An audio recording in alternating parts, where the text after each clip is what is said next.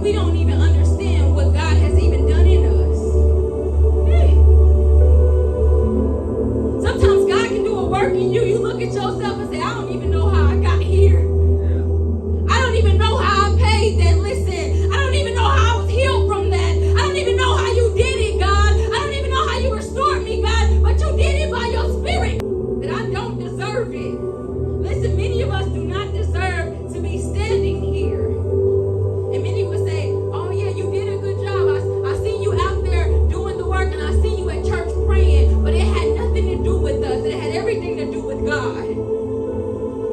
That I don't serve a God that I say, yeah, you know what, I lifted myself up and God was there. I serve a God who said, you know what, just take a step and I'll walk with you. I serve a God who carried me through it all. I serve a God who was there in the midst of all my ignorance, listen, all my destructive ways, all of my addictions, all of my crazy thoughts. And God said, I'm going to shake all that off and I'm going to show you who I've called you to be. Hey, you went through a spiritual transformation. You went through something that cannot be explained. What you have become in God cannot be explained. What God has walked you through cannot be explained. How God has kept you alive cannot be explained. How God dug you up out of your mess cannot be explained. Even us in this room today, it's such a spiritual transformation each and every one of you have went through. And I'm glad to say I can identify that God will make a way out of no way. That God will shake some stuff off. That God will heal when it seems like there's no cure. That God will come through when it seems like there's no way to get through. That God will push you forward even when you feel like sitting down. That God will stand you up and have you in a firm foundation even when you didn't want to be there. That He really is a way out of no way. That He's the God of the impossible. So the God I serve, He doesn't just sit down. He's a God that works through each and every portion of it with me.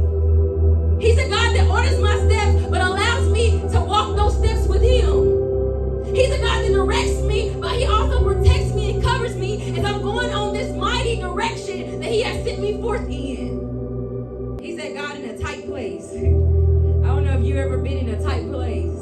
You live a life of sacrifice. Hey. A life of sacrifice is not an easy life. A life of sacrifice is really difficult. And I said, I don't really know the true meaning of sacrifice because the dictionary term says giving up something for something greater. But in the midst of the sacrifice, you don't even see the greater yet. In the midst of the sacrifice, you just gave it up because you know God is God. Because you know God will provide like Abraham knew. Because you know God has something better for you like Jesus did. Because you know God will provide a way of escape like Noah. Because you know God is a leader like Moses. So I thought about that we look throughout the Bible, and the one thing that we look at that we really don't take into account is the sacrifice of God's people.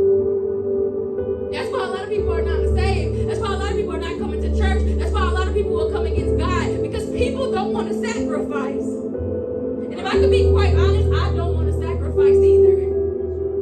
Sacrifice does not feel good. It is very uncomfortable. You don't know the ending of it. You want to make an educated guess, but you can't make that step